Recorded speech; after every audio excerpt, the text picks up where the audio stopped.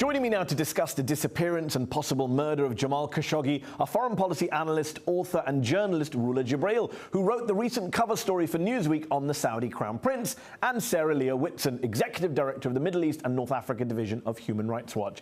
At the moment, of course, Saudi government officials refuse to appear on Al Jazeera, and other well-known defenders of the Saudi government who we approached to participate in the show declined our invitation. Rula, Sarah, thanks for joining me on Upfront. Before we begin, I'd like to play a clip from an episode of Upfront that aired earlier this year in which I asked Jamal why he chose a life of self-exile in the United States. Simply because I don't want to be arrested. I don't want to be next to Isam al-Zamil or Salman al-Auda. The irony that he has no opposition. Mohammed bin Salman doesn't have an opposition. He doesn't have the Taliban as Karzai have in Afghanistan. Most of the people, most of the intellectuals, most of the people in jail today are supporters of reform. That was Jamal Khashoggi on Upfront a few months ago, and it's quite hard to see that clip and listen to his voice given what we are being told has happened to him. Rula, the Washington Post, where Jamal Khashoggi writes a column, is reporting this week that US intelligence has worked out that the Crown Prince of Saudi Arabia, MBS, Mohammed bin Salman, quote, ordered an operation to lure Jamal back to the country and then detain him. The Turkish government say that he was killed inside the consulate in Istanbul by a Saudi hit team and had his body dismembered. Rula, what do you believe happened to your friend Jamal? I believe that Mohammed bin Salman is capable of what he stands accused of kidnapping. However, the U.S. intelligence should have warned Jamal. It's also, there's a lot of blame to put also on U.S. media. I believe Jamal risked his life daily to tell the truth, to tell all of us what was going on in Saudi Arabia and what this Crown Prince stands for. What some media did is basically repeated the propaganda of this Crown Prince. That he was a reformer, that he's a reformer and a moderate and a liberal, in the words of Tom Friedman and The Economist and others. Yeah, it's outrageous. We have an obligation. There's a journalistic integrity. In this case, it was betrayed totally, and they failed spectacularly. It's unmitigated disaster what all of this had caused in the Middle East and for Americans, and especially for people who have no interest, like Jamal, except telling the truth and informing the public opinion.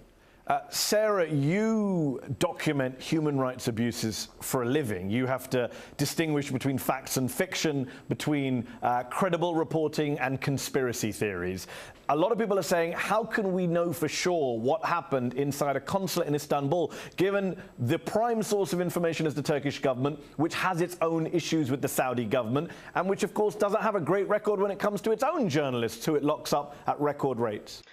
Well, the main reason that we can know one thing very concretely is that obviously we're not just relying on what the Turkish government has said, we're relying on the testimony of his fiancée, whom I spoke with on the day on which Jamal disappeared into the consulate while she was still at the consulate.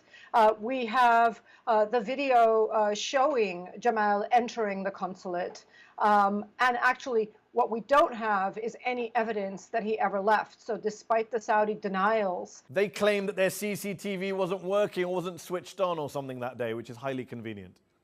The evidence that he entered and did not leave the consulate of his own accord, there's no dispute about that. That is an established fact. What we don't know, of course, is what happened to him inside. What we have is a lot of suspicious circumstantial evidence and his continued disappearance that sadly indicate that Jamal was killed. But Sarah, if I may add something, Mehdi, the Turks immediately, within a day, they start talking about a murder inside the consulate. How do they know that? We know for a fact, whoever covered the Middle East, that any embassy and any consulate is bugged by nation hosting those consulates.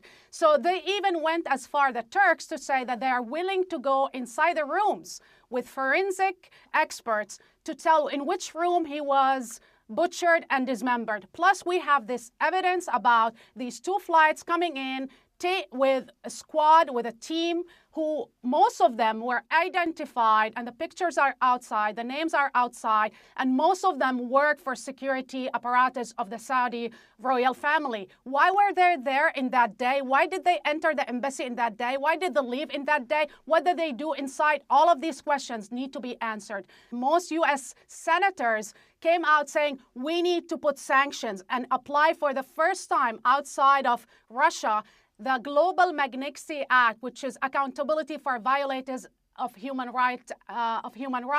And I think that's a huge precedent. Sarah, you were on the show with Jamal and Ali Shahabi on this show a few months ago. And on that show, Jamal made it very clear that he wasn't a member of the opposition. He wasn't even calling for elections or democracy. All he wanted to do was be able to write some pieces about the Saudi economy, Saudi politics, the future under MBS, without being censored or restricted. It was a low bar that he was asking MBS to meet. And yet, Mohammed bin Salman, MBS, the Saudi Crown Prince, it looks like he can't even tolerate the mildest of dissent from an establishment Saudi figure. Jamal was not some anti-establishment revolutionary, was he?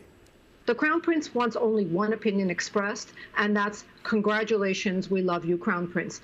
Anything else is suspect. And so this has been an unprecedented concentration of power in the hands of one person in Saudi Arabia. He has crushed royals who might have views different from him. He's crushed independent journalists or media that might have opinions different from him. And, of course, activists, writers, journalists, scholars. Just to be clear, Sarah, even by Saudi standards, you're saying this Crown Prince, the de facto ruler, is authoritarian and controlling and dictatorial. That's what you're saying. Well, I would even say revolutionary, because I think he has called two of the bluffs that Saudi Arabia and Saudi Arabian analysts have long used to understand and explain Saudi Arabia. One is that it rules by consensus, that all of the royals have a voice in how the country is run, and that's actually why things operate very slowly in Saudi Arabia, because it's built on consensus. He eradicated that by jailing royals who might have any opposition to his plans. And second, that the Saudi government relies on the support of the religious establishment. He's also knocked that pillar out. Let me ask you this, ruler. Jamal, in his Washington Post columns, which are said to have annoyed the Crown Prince and his advisors so much, this platform he had in the US in English and in Arabic, he compared MBS to Ayatollah Khamenei, the supreme leader of Iran, and to Vladimir Putin, the president of Russia. You and some others in recent days have compared MBS to Gadafi. Do you think that is now a label that is going to stick in Western circles where MBS has been so popular up until now? Look, Jamal wrote also that the Saudis deserve better. I think we, the people in America, or people around the world, we deserve better in terms of journalistic standards, the way we cover these tyrants. But above all, we deserve better from these governments. And President Trump, who says, well, you know, we have a problem. They buy a lot of hardware weaponry, so how can we, it will be bad for business. Well, it's bad for America's standing and America's values. It's bad for all of us. What he's saying, President Trump is endorsing the idea, the UN program, and rebranding it oil for food, in this case, cheap oil for impunity to assassinate whoever you want. To assassinate whoever you want. No, I think we know that, ruler. Is it changing? I don't know if Trump will change, but he will be forced to change by the public opinion. And that's why it's important to keep the pressure on the public opinion. This is not even Gaddafi. This is combined of Gaddafi and I would say Saddam Hussein together. This is Gaddafi on steroid. However, it's worse than Gaddafi because he has billions of dollars to spend in the U.S. on PR, on lobbying, and buying consensus, and this is where the dangers lies. Sarah, you at Human Rights Watch have obviously spent a lot of time calling on governments to do something about human rights abuses in places like Saudi Arabia, and Western governments tend to ignore you because of the oil deals and the commercial deals that Ruler mentioned. Right now, though, you do have Mike Pence demanding answers. You have Marco Rubio, Rand Paul, Republican right-wing senators coming out and saying, you know, this is not acceptable. If this is true, there need to be consequences. Do you think we're going to see some kind of sea change in the U.S. relationship with Saudi Arabia over what has happened to Jamal Khashoggi? You know, 2 days ago, I would have said no. However, the recent bipartisan letter demanding answers, demanding an investigation, and threatening sanctions with the citation of the Magnitsky Act is a bit of a surprise, and a pleasant one, I would say, because clearly this time Saudi has really triggered the red lines of unacceptable conduct, even in our broken, dysfunctional government here in the United States. And so it's remarkable that MBS has actually managed to bring together our dysfunctional Senate and senators to act in a unified voice to demand accountability and promise sanctions, which is what they should be doing. So it's actually heartening.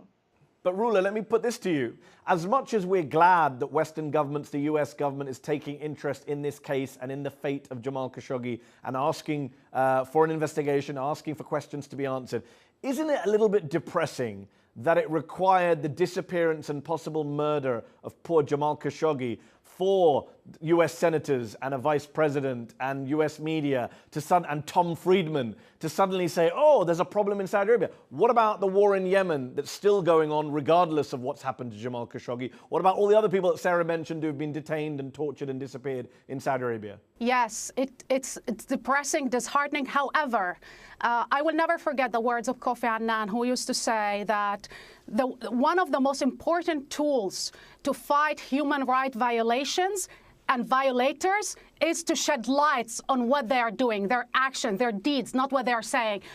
For the first time, we're seeing this is implemented. However, after many lines were crossed, after Mohammed bin Salman kidnapped the Prime Minister Hariri and forced him to resign, after he bombed an entire country and caused a humanitarian catastrophe, after even he bombed, I believe 2 months ago, a school bus in Yemen, killing 40 children. However, I think in this case it touches us very close because Jamal was working for a U.S. organization, was a U.S. resident, and knew many of the people who wrote that Mohammed bin Salman was a reformer. Sarah, last question to you. You knew Jamal well. You spoke to his fiancée shortly afterwards. When he walked into that consulate, do you think he knew how big the risk was that he was taking? I don't know. I think he had been given assurances before the prior week when he had gone to the consulate to request this document and they told him to come back. I think he believed that his contacts in Turkey with both Saudi government representatives and the Turkish government added an additional measure of security. And sometimes we believe what we want to believe. And what Jamal wanted was a certificate attesting to his divorce so that he could marry his fiancée and start a new life. And, you know, love sometimes makes us take risks that we wouldn't otherwise take. And that's the best way I can think of this, that Jamal's heart was speaking when he walked into that consulate. We'll have to leave it there. The Saudis say they did not kill him. Never have I wanted to believe the Saudi government more. Sarah Leah-Whitson, Rula Jibril, thanks for joining me on Upfront. Thank you, Mehdi.